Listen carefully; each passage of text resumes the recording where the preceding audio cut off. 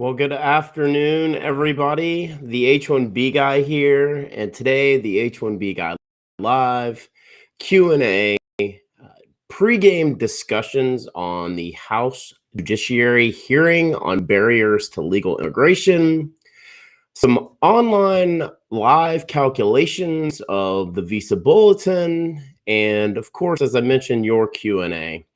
But before we get started, I'd like to ask you, if you haven't already, to please subscribe to the H1B Guy channel here on YouTube and like this video so that I can continue to produce more content like this for you. I also wanted to mention the H1B Guy offers a variety of consulting services. I help businesses and individuals solve complex work authorization issues in the recruitment process while bringing awareness to employment-based immigration benefits. If I can help you, please reach out. I'd love to hear how. Today's live stream is brought to you by RecruiterNetworks.com, the smart solution for digital perm ads since 2001, and also by Path to Canada. Path to Canada is the ideal plan B for high-skilled immigrants currently in the U.S. whose status may be uncertain. If you're facing a H-1B denial or OPT expiration, don't get caught off guard.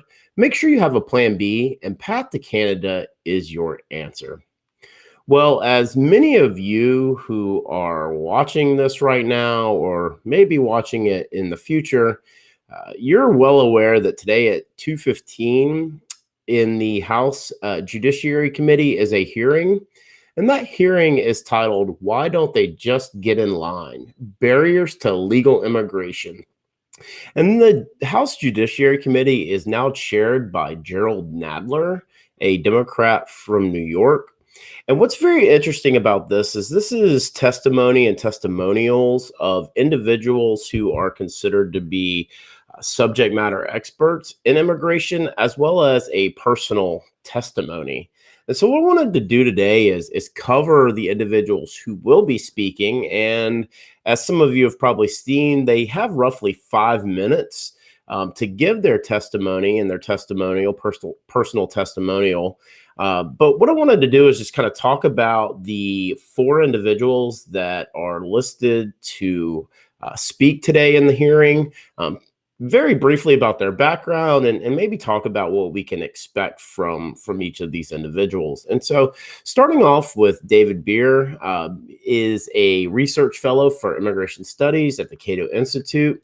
He's an expert on border security, interior enforcement, and legal immigration. A lot of you are big fans of David. I just started following him on Twitter. As I've said before, have developed a relationship with Alex Narasta, who is also at the Cato Institute. David, very popular on Twitter, as I said, from a libertarian think tank point of view, but he makes a lot of fact-based recommendations using extensive data and research. And I'm a big fan of his, and I know a lot of you are as well. I think he joked a couple of days ago that he only has 5 minutes, and that's going to be a difficult challenge for him. David and Alex have also started doing Thursday night, 9 p.m. Clubhouse on immigration discussions. I've been able to attend the last couple, and they've been very interesting and a lot of good information to digest and consume from there. Of course, David's going to be very pro on legal-based immigration, employment-based immigration. He's going to provide facts and data as to why it is a benefit to our economy. So really interested to hear what he has to say. Also that will be giving a testimony is Robert Law. Robert Law is the Director of Regulatory Affairs and Policy for the Center for Immigration Studies, a Washington, D.C.-based research institute that examines the impact of immigration on the United States. One thing to note, from 2017 to 2021, Robert served in the Trump administration at the U.S. Citizenship and Immigration Services, serving as a senior policy advisor and then as chief of the Office of Policy and Strategy. So I think what we'll get from him, right, is a closed border, crackdown on legal immigration restrictions, employment immigration restrictions. A lot of what you saw from the last 4 years in the Trump administration, I think you'll hear that rhetoric here from Robert. Of course, working for CIS, you can go to their site if you want to and look at some of the information that they put out there, which is probably on the extreme opposite end of what you're going to get on Cato. I've covered some of CIS's articles and research in the past, because here on this channel, one of the things I want to do is make sure we talk about all of the sides involved. And CIS is an active voice. It has a very active following. They are very anti-immigrant, very anti-employment-based immigration, very anti-H1B. And I expect Robert to continue that sentiment in his testimony. Next, we have Perrine Matre. And Perrine is a third-year biomedical engineering student at the University of Iowa.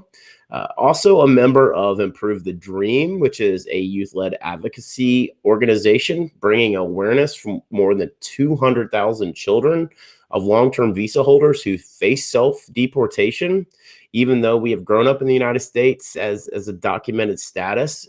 Of course, I entered back in January into a personal interest in helping promote and Improve the Dream's cause. As I mentioned, and you guys are well aware of, my good friend Deep, this is a huge moment for Improve the Dream and for Perrine specifically representing Improve the Dream. As many of you who've kept up with this channel for any amount of time know, I am a big proponent of reform for documented dreamers and aging out of children. I think that this is one of the biggest issues that we have currently plaguing our archaic laws today as it relates to future generations of workforce. We're talking about U.S. educated kids that came here as minors. And I think that this is such a big moment for Improve the Dream to have their name cemented in congressional history. We're talking about a House Judiciary Hearing that will be out there for eternity. And this is a really big moment that shows what organization and grassroots efforts can do as it relates to reform, specifically documented dreamer, legal childhood arrival reform. So I'm very proud of Deep.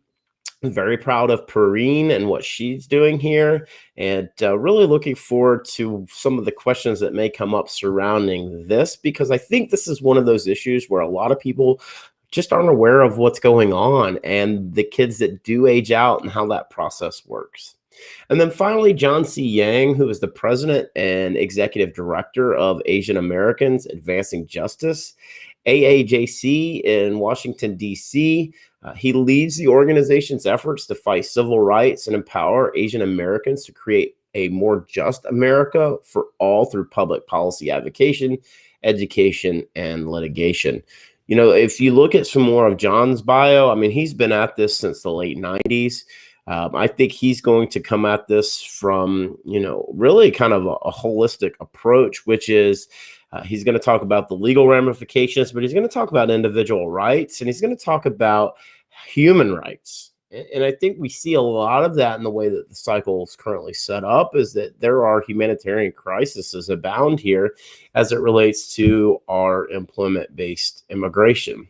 So really interested to see what this hearing looks and sounds like coming up in about an hour. I know a lot of you will be tuning in, but I think that you're going to hear three voices that are going to echo kind of the same sentiment, just in different manners and different deliveries. And then you're going to hear an opposite of that with Robert Law. So it will be very interesting to see the order to which they're going to take the mic, and the line of questioning that may come to each of them individually. So just wanted to ask you, if you haven't already, to please like this video, subscribe to the H1B Guy channel here on YouTube, and click the bell for notifications so that you're notified anytime we go live, like we have here today, to do a pregame for the House Judiciary Hearing on the burden and the benefits of legal immigration. I know a lot of you have questions for me. Go ahead and put those in the chat. I will get to them at the end. I've got a couple of other things I wanted to just talk about, and then we can go through Q&A. Would love to connect with you guys and answer your questions. Of course, the super chat's open. If you're looking for ways to support the H1B Guy platform, you can do that through super chat. You can also do that through Buy Me a Coffee at buymeacoffee.com/the H1B Guy. No amount's too small. I'm appreciative of any contribution you help make. Anything that is donated here to the platform is reinvested in the organization to help improve the technology and the setup that goes into producing shows like this on a weekly basis. So one of the things I wanted to talk about, and this is huge, and it just shows you that we have to have a plan B in place. Earlier in the month of April, for those of you who had a chance to watch the H1B Guy Presents Live, Mark Palavopoulos from Path to Canada, who also has a company called Syndesus. I have marketed both of Path to Canada and Syndesus's platforms and service offerings. I'm a big proponent of both of their offerings. And recently on Twitter, I know a lot of you who have decided to follow Syndesus. Thank you for that. Ad has not gone unnoticed on Syndesus's end. So they reached out to me and they wanted me to make you all aware, and I'll be putting something out on Twitter and as well as on LinkedIn. But go ahead and there's a link in the description of the video. And I'll tweet that out, of course, and I'll put that out on my LinkedIn profile as well. But on May 11th at 2 p.m. Eastern, there's going to be a live webinar. And this is really targeting employers, U.S. employers who are seeking an option. And so the title is How to Move Your H1B or OPT Employee to Canada to Work Remotely. I think if you're an individual currently in the U.S. and you're looking for more information on this to advise or help guide your employer, I would advise you to sign up through this. This is going to be through Zoom. And so the purpose of this is to really help educate. And I'm just going to read a little bit about this. It says, don't lose your valuable tech talent due to U.S. immigration issues. Tens of thousands of foreign-born skilled tech workers are told to leave the U.S. every year because of visa issues. The cost to replace them is high. There's a better way. Relocate your skilled workers to Canada for work for your U.S. company remotely. Join Syndesus CEO Mark Pavlovopoulos and Canadian immigration lawyer Daniel Mandelbaum, who will clearly explain how the process works, the cost, and how to get started. In this live information session, you will learn the full process of moving your employee to work remotely in Canada and what the qualifications they will need, the details on Global Talent Stream and the immigration process, how a PEO, professional employer organization, works to support and legally employ your employee while protecting your company in Canada, success stories, and they'll share examples of several American companies who have relocated their valuable employees. And so this is just a huge thing, I think, to get more information and awareness on. You guys know that I'm all about the U.S. winning the war on human capital, but I also realize that a lot of high-skilled immigrants come here and don't have other options. And I think that, I talk about Canada being a plan B, but if you talk to anyone who has relocated to Canada recently or lives and works in Canada, they'll tell you that Canada now is more of an A2 versus a plan B. And what I mean by that is we've seen a lot of articles written lately about Canada's the #1 destination for those individuals relocating for work. And we've seen a lot of U.S. tech startups in the San Francisco Bay, Silicon Valley area relocate hubs to Canada. So this is actively ongoing. We are in a war with those to the north of our border. But I think if I'm an employer, I'm looking for what my options are, and this is a huge webinar to attend. So go join my friend Mark and Daniel, who will be conducting this live stream. I've already signed up. I'll be a part. I'll be joining as well. Again, the link is in the description. It's just to sign up, and then you'll get an automatic email with the link to the Zoom. If you have any questions around this, you can post it in the chat. I'll try to answer them. But again, this is Syndesus, and also part of the H1B Guy channel sponsor here, Path to Canada. So please take the time, check out that link and sign up if that's something you're interested in learning more about. I know, again, I'm going to learn something from this, and I'm really excited about it, and it'll be here in a matter of weeks. Wanted to ask you again, if you haven't already, please like this video, subscribe to the H1B Guy channel here on YouTube, and like I said, click the bell for notifications so that you're notified anytime we go live. Good way to do that. The last thing I wanted to chat about, and I've been getting a lot of questions, and of course, some of the most popular videos that I'm putting out here on this channel are around the visa bulletin, my forecasts, my grades, my chats with Charlie, episode breakdowns. So thank you all for the support around that. I'm just really thrilled that I'm able to do those predictions and hopefully give you some ideas as to what it may be looking like, because I know that there are a lot of other individuals and organizations out there doing the same. And so if my little voice here allows you to kind of be a combination of all the information out there, just thank you so much for that opportunity to do that. And I really enjoy doing those. They're a lot of fun for me. And I think that's probably why they've done very well, is because it's something that I enjoy doing, and it's a challenge. But I wanted to talk about something that came out, and I hit on this briefly on Monday with the Chats with Charlie episode 2, breakdown and top 20 things I learned. But, Charlie Oppenheim was very adamant about India EB3 dates of filing not moving, as well as India EB3 final action dates not catching up to what was listed in the dates of filing, even with the regression that took place. So if you go back to October 2020 visa bulletin, it was January 1st, 2015, and then it regressed in December, January 1st, 2014, which is what we've seen over the last several months. The interesting thing about the May 2021 bulletin, is that EB3 for India for final action dates jumped 153 days forward.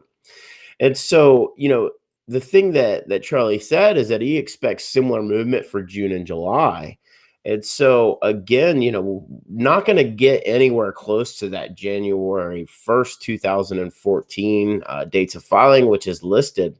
I think you're probably looking at somewhere late 2012 in terms of what's going to happen over the next few months. I think we could see that 90 to 160 days forward movement that's going to happen for India EB3 final action dates, but that's still not going to get it to that January 1st, 2014 by the September for October 21 bulletin.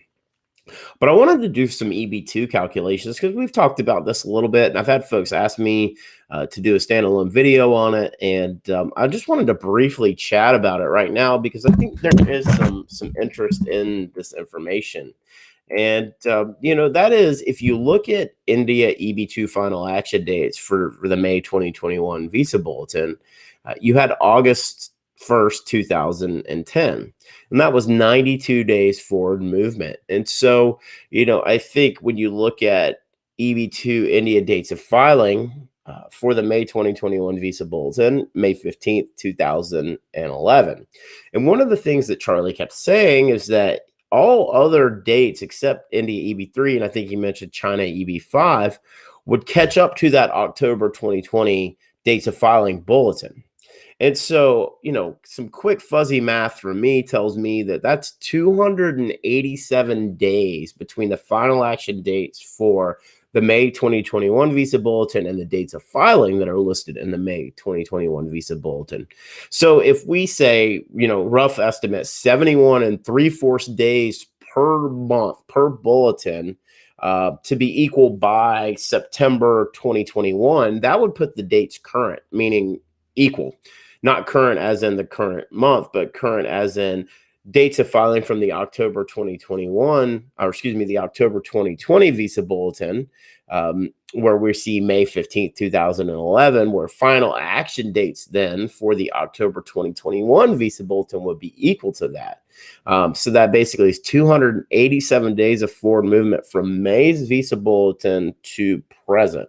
So a lot of you who have these 2012 final action dates, or maybe later on in 2011, what's that going to look like for you? Well, I think we're going to see a jump for dates of filing that are going to happen in October of 2021. What does that look like for EB2? I think, as Charlie alluded to, he's looking at 8 to 12 months in the future. And if we continue to see this fall down, as been alluded to, I think you could be looking at anywhere between 12 to 18 more months forward, if not a little bit more. While it seems like a slow grind, I think that is highly possible. I know a lot of you have done your calculations out there on it, and I'm curious what some of you may think. But those are just some kind of out of thin air thoughts that I have around this. But I wanted to just ask you again, if you haven't liked this video, subscribe to the H1B Guy channel here on YouTube. As I mentioned, the ways to support the H1B Guy, you can do that through buymeacoffee.com/the H1B Guy, or you can do that through the super chat method here on YouTube. I wanted to get to some questions over the next 20 minutes or so. I know that we have some that have come in. So now's the time. If you're watching this chat and you have some questions that you want me to ask, I'd love to talk about those. I'm going to go ahead and pull those up now. If you have questions about Syndesus or Path to Canada, let me know. I'd love to try to answer any questions that you may have. So I'm going to pull up the first question here. And this is from Kaushik. And Kaushik says, I filed EB3, EB2 India downgrade application in October with Texas, the processing center, and didn't receive biometrics. Can I expect my biometrics at least after my priority date becomes current under final action dates? That's a good question. I mean, I think the biometrics has been a pretty crazy, thing that's been going on, the biometrics appointments, in terms of how they've been working. I've seen some news out there that says this is one of the things that they're looking to dedicate more resources internally within USCIS. There was a big thread on Twitter yesterday that was talking about the H4 delays, and I know that isn't the question, but I think Wasden and Benias, the law firm who's got a big H4 lawsuit out there, they were putting down the manpower that's dedicated to processing these certain forms within USCIS and the delays that are around it, and that the individuals who are doing the biometric appointments are the ones who have one of the highest caseloads, and they have some of the fewest amounts of manpower behind them. So, Kaushik, I guess this is one of those. It's just you're going to have to be patient, which is you've waited this long, right? But you look at some of the downgrade numbers, and Charlie alluded to this on the Chats with Charlie episode 2, where he talks about the system, the filing is kind of overwhelming based on the downgrades and the impact of that, right? I think, what have we seen out there? Somewhere between 30 to 40,000 are some of the rumors that I've heard that are out there. But very, very interesting data out there. Again, continue to track it. I don't know. I'm assuming you have an account registered on myaccount.uscis.gov as well. If you don't, that's one of the new things. So make sure you do that. Hope that answers it. I don't know if it did, but I think it at least covered that they're very backed up, at least from what I've been reading. And that isn't just for the H4E80s. That's across the board in terms of the biometric backup.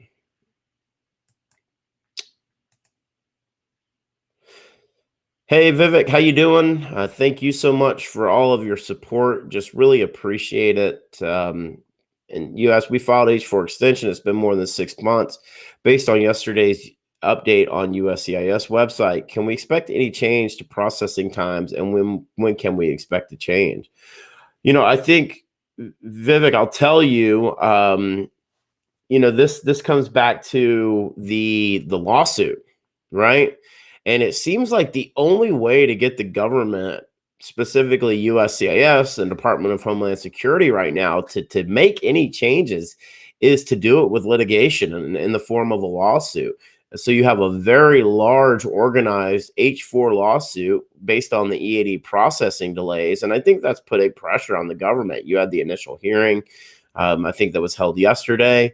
And so, hopefully, this is good news, right? Again, you start to look at the vaccine numbers, right? And why am I bringing that up when I talk about employment-based immigration benefits? Well, you look at the vaccine numbers, and that's going to be the more normalized return to work. That's going to be part of the manpower that's going to get behind these processing delays across the board, whether it's H4 or these biometric delays, everything that we see here.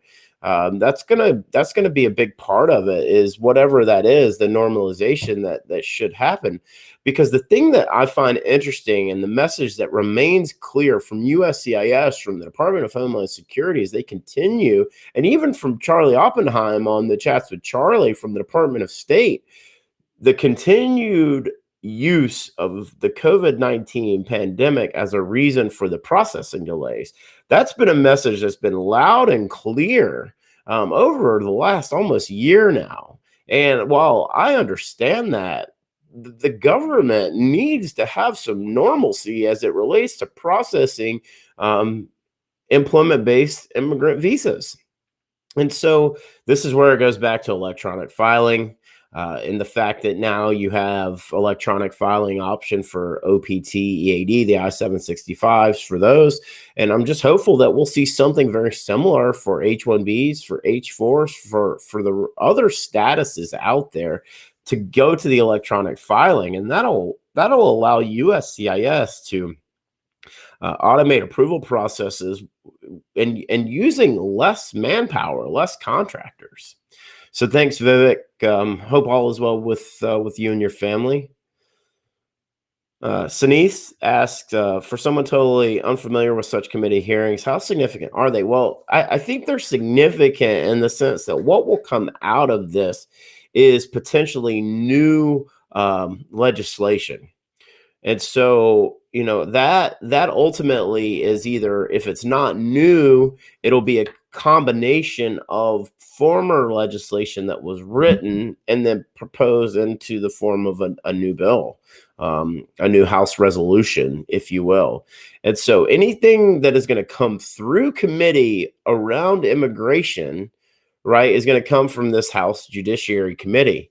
And so this is significant in the sense that the testimonies that take place here can then be utilized by this House Judiciary Committee, whether it's this year or next year, as evidence for immigration law reform. So it's a big deal. And again, it's a huge deal for Improve the Dream to start with. Literally, this is a grassroots organization founded by a documented dreamer, and to get their name and have one of their individuals that's part of their 200,000 speaking in this hearing is very significant. Hey, Guhan, how are you? I have two questions. Where will EB3 final action be on October Bulletin? Do you think the DREAM Act will pass within the next couple months? Will it be pushed? Mentioned in his speech tonight. I think, as I was alluding to earlier on the EB3 calculations, right? Let me just kind of say this is just quick fuzzy math, right? Let's say if 153 days forward movement continues between now and the October 2021 visa bulletin, you're looking at that's 612 days. Okay. So again, that's almost 2 years, right? When you start to look at what that means, it's almost 2 years. And I'll see if I can get some exact numbers. Just give me a quick second. I'll do some calculations here. But I think ultimately the point is that you're not going to catch up to the May the 2014 date, right? That's the bigger thing, is that the dates of filing are January 2014. Even if it's the 611 days or 612 days, you're not going to catch up to that January 2014 date. So, what does that look like? And I think that is the question a lot of people are trying to answer. And I get asked this all the time, right? What is dates of filing going to look like for India EB2? Well, those dates catch up, and ultimately it kind of comes down to a yes or no, right? And I think that we've seen that carry really happen. We've seen the movement happen where a lot of the rumor has been about the equality as it relates to final action and dates of filing sort of mirroring each other. So again, I think you're looking at something around the end of 2012, roughly, give or take. Let me see, maybe October 1st, 2012. Let's see.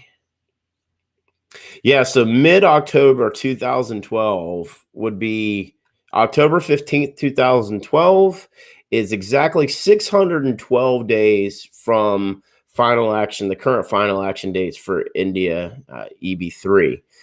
So again, that's just basically me saying 153 days forward movement over the next 4 months would put it at October 15th, 2012.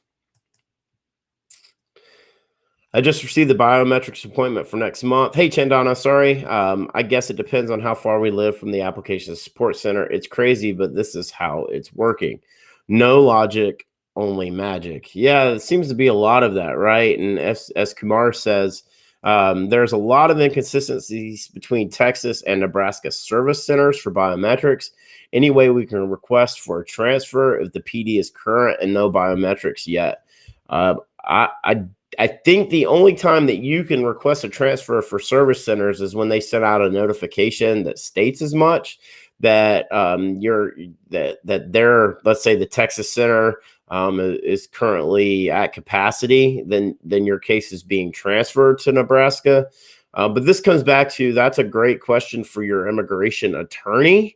As I always say, listen, anything that I talk about here is non-legal opinions based on my experience as an employer and a work authorization expert. Immigration attorneys are a key and critical component to this process because they're the ones who could get this transferred out if necessary. Whether that's in-house or an external counsel, you've got to have a great immigration attorney. But I don't think it's possible unless the center notifies you that they are at capacity and your case can be moved. Hey, Sridhar, could you give us a prediction for your EB2 and EB3 October 2021 bulletin? Yeah, so again, as I just kind of hit on, it looks like final action for EB3. This is just a guess with some live stream calculations. But as I said, October 15th, 2012, and that's based on 153 days forward movement on the bulletin over the next 4 months. As for EB2, as I mentioned, I think that you're probably looking at May 15th, 2011 for final action dates in the October 2021 visa bulletin. And as I mentioned earlier, that's 287 days from final action dates from the May 2021 visa bulletin to the dates of filing that were also listed in the May 2021 visa bulletin. So roughly that's 71 and 3/4 days per month over the next 4 months to hit that number by the October 2021 visa bulletin. I don't know. What do you think, Sridhar? You have any guesses on that? If you do, drop it in the chat. Let me know. I'd love to hear what they are. Just wanted to ask you again, if you haven't already, please like this video, subscribe to the H1B Guy channel here on YouTube, and make sure you click the bell for notifications so that you're notified anytime we go live like we have here today as a pregame for the House Judiciary Subcommittee with discussions around the benefits of and barriers to legal immigration. Hey, Garima, how are you? Nice to see you. No offense taken. You always are as part of these live streams, and I really appreciate your support. I haven't had a chance to do a live stream Q&A. I've done a couple of Stamp It Outs over the last few weeks, and I've just been really busy with a lot of client work, which is awesome. I get to help employers solve these complex work authorization issues. And really, I think one of the biggest things that I'm really helping them do right now is avoid risk. We're seeing a lot of fake resumes and fake candidates out there. And so that's one of the things that we've been working on, is putting the appropriate metrics and processes in place. Because listen, there's nothing that an employer or me, I personally hate are the fakes. And it's what gives H-1B visa consultants a bad name. And it's not just H-1Bs. There's a lot of green card scamming going on out there right now. So now more than ever, if you're an employer and you don't have metrics in place and you're watching this either now or at some point in the future, please reach out to me. I'd love to hear how I can help you. You can contact me through the h1bguy.com or message me on LinkedIn or Twitter. Yeah, Vivek, I mean, I think that's right. You just got to cross your fingers and hope. At the end of the day, there's a lot to be involved in that hope. And you hope that, we're on the backside of these crazy processing delays. But ultimately, it's just nuts what's going on. And I've covered it at length. But I think, ultimately, it comes back to USCIS, Department of Homeland Security, Department of State. Listen, the time is now for you to stop using the pandemic as a crutch for these processing delays. I also saw something else that said 76% of U.S. consulates abroad are closed. Now, granted, there's a lot going on and reasons for that, but I get it that they're outside of the U.S., globally around the world, and that each country has its own policies. But that just shows you what's going on right now. And it goes back to the H1B lottery, where we've held this H1B lottery and we've selected 85,000 new visas. But are they going to be able to get a consulate appointment and get back into the country? I had the opportunity to speak with someone earlier in the week. And, they're in the process of filing their full petition. And we talked about, listen, with the chaos and all of the reports and everything that's coming out of India right now, which, by the way, is you don't really know what to believe, but the numbers are pretty staggering in terms of what's happened there over the last couple of weeks. And I wouldn't be surprised if we were to see some sort of new travel ban announced. If those numbers continue to rise in the manner that they have, I wouldn't be surprised if we were to see some sort of travel ban on individuals from India coming to the U.S., at least temporarily. And that's a really scary thought, because if you think about 70% of H-1Bs, if we're talking about these 85,000 that have been issued, 70% are Indian nationals, whether they're already here in the U.S. or outside the U.S. looking to come here. I think if I'm a new H-1B and I've been selected and I'm having a petition submitted to me and I'm currently in India, I'm looking at 2022 before it's likely that I'm going to be able to enter the U.S. and work under H-1B status. Think about that. It's crazy. And here we are in end of April, almost the beginning of May, and we're talking about new H-1Bs that should be able to enter in September or October that are probably not going to be able to enter until 2022. It's pretty crazy. I mean, to me, it is. As an employer, I'm going, I can't get this guy here, or I can't get this girl here.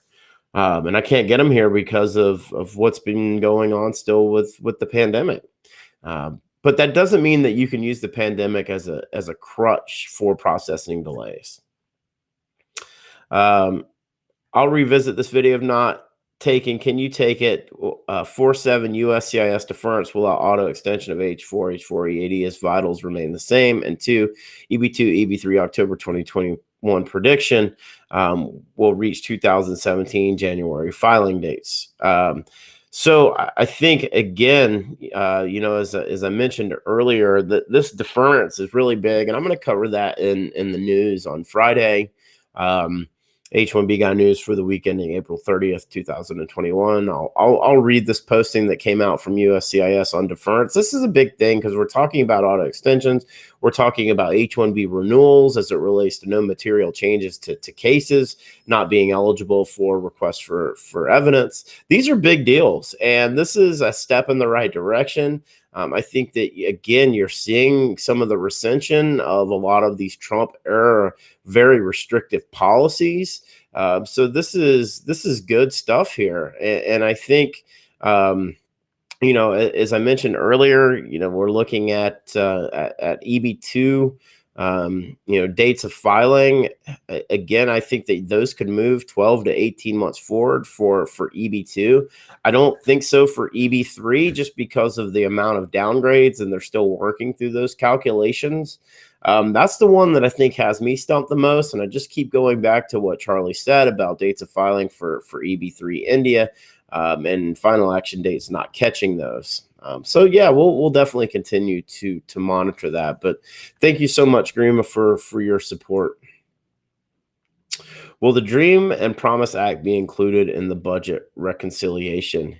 That'd be an interesting play if it were. The question, I think the bigger question, Guhan, is if it is, because the Senate bill version is different than the House. It does not include documented dreamers, legal childhood arrivals. And so if it is included in the budget reconciliation, would it also include documented dreamers and legal childhood arrivals, or would it just take the undocumented minor, unaccompanied minor approach? I think that's the bigger question, is that if it is included in that, which of the two languages does it include? And I think that until that language is added into the Senate bill, I would be uncertain that documented dreamers would get their say or get their opportunity here through the budget reconciliation. But we'll definitely be keeping our eyes on that. Hey, Vanjana, thank you. Appreciate you checking into the live stream today here. Hey, Sridhar. Sorry, I mean to ask filing dates for October 2021. Your prediction for filing dates for EB2 and EB3 October 21 Visa Bulletin. My prediction for filing dates October 2021 Visa Bulletin EB2 December 31st, 2014. EB3 June 1st, 2016. Yeah, I mean, I think if you look at that, right, although I think the EB2 may be a touch aggressive. Again, I don't know. There's a lot of moving parts here in terms of what's going to be left over, what that fall down is going to look like. I could see maybe your EB3, because we're at January 1st, 2014 for those dates of filing.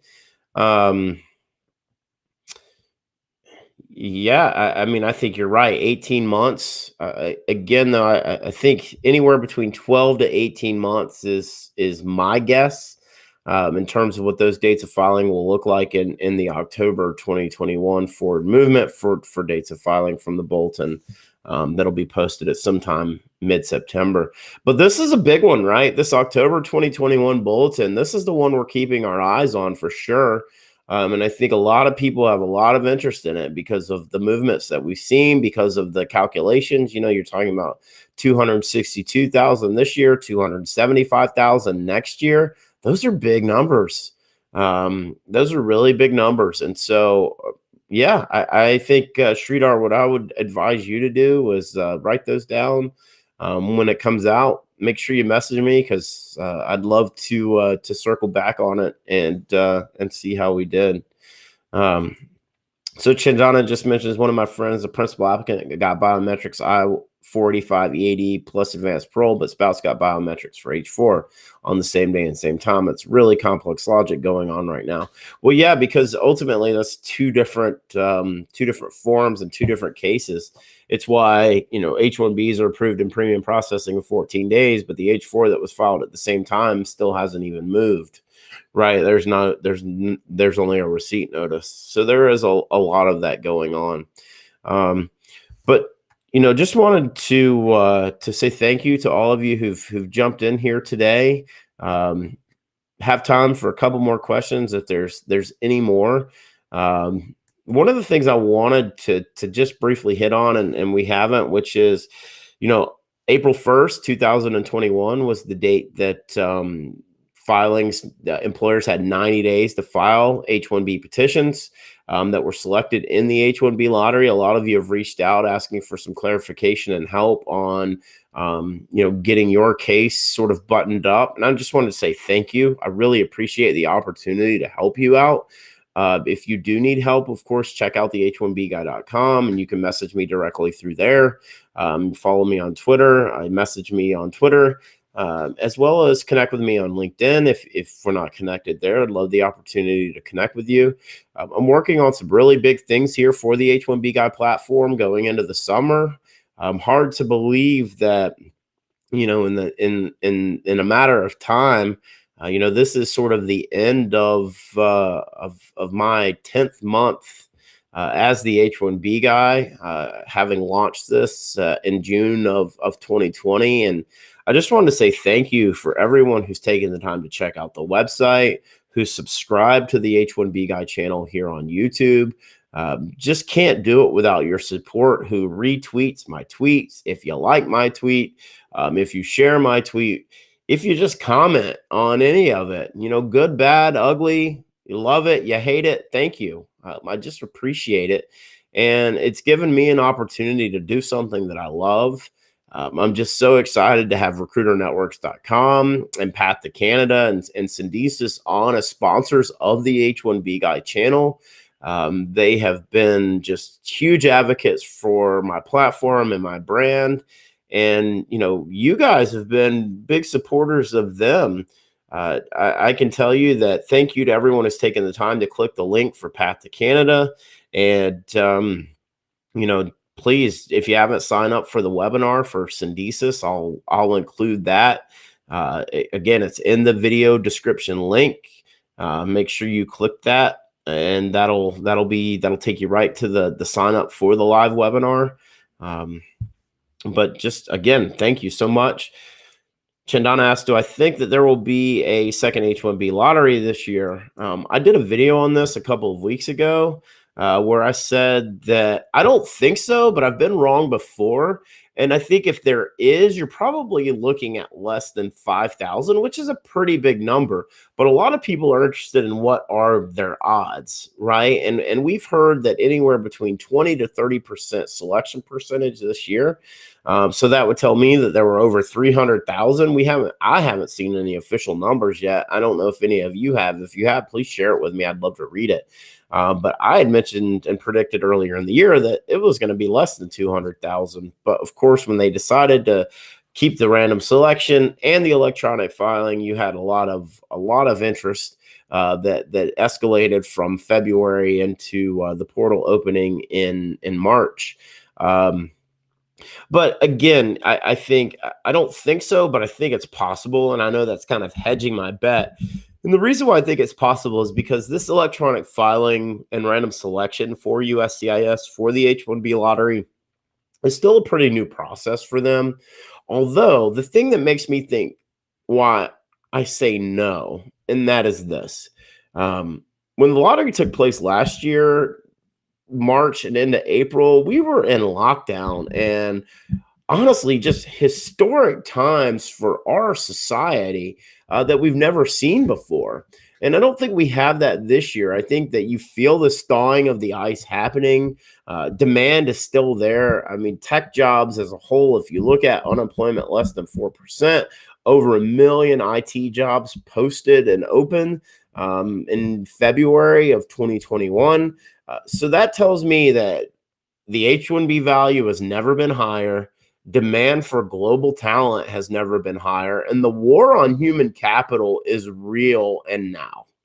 And I think that anyone who wants to tell you otherwise is ignorant to the fact that this is happening.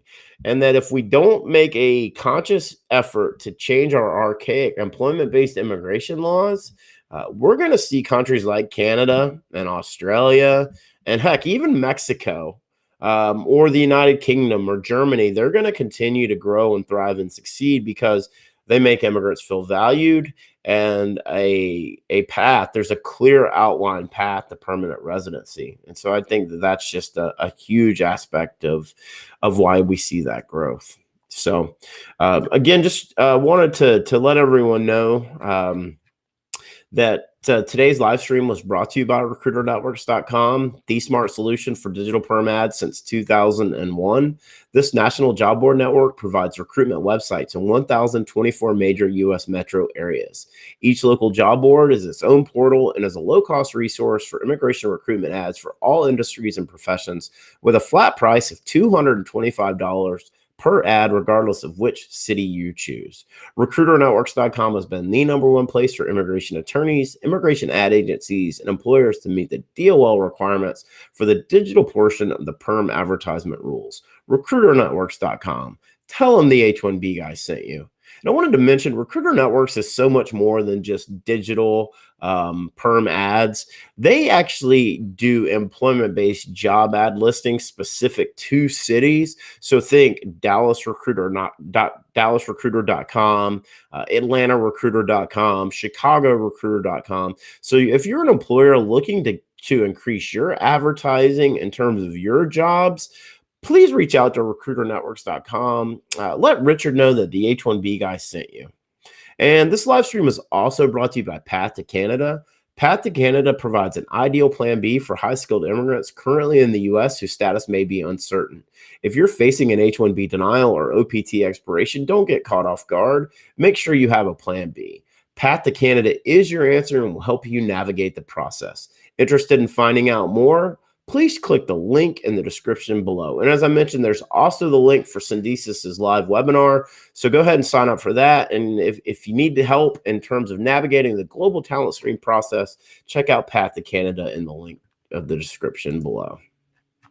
Well, I just wanted to really quickly go back through Kaushik, thank you. Vivek, thank you. Sanasith, thank you. Guhan, thank you. Chandana, thank you. Kumar, thank you. Sridhar, thank you. Garima, thank you. And Vanjana, thank you very much. Just really appreciate all of you taking the time to jump in here on this live stream. Friday will be the H1B Guy news for the week ending April 30th, 2021. And next Monday, of course, will be the H1B Guy forecast, June 2021 visa bulletin predictions. So please be sure to check that out as well. Ask you one more time to like this video, subscribe to the H1B Guy channel here on YouTube, and click the bell for notifications.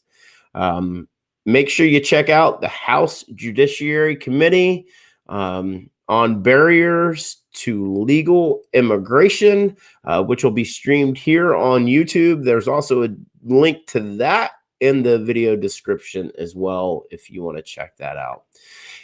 Tell your friends about the H1B Guy channel. Please check out the H1BGuy.com. If you've made it this far, I just want to say thank you. I really appreciate your support. I'm Robert. I'm the H1B Guy, your global source for all things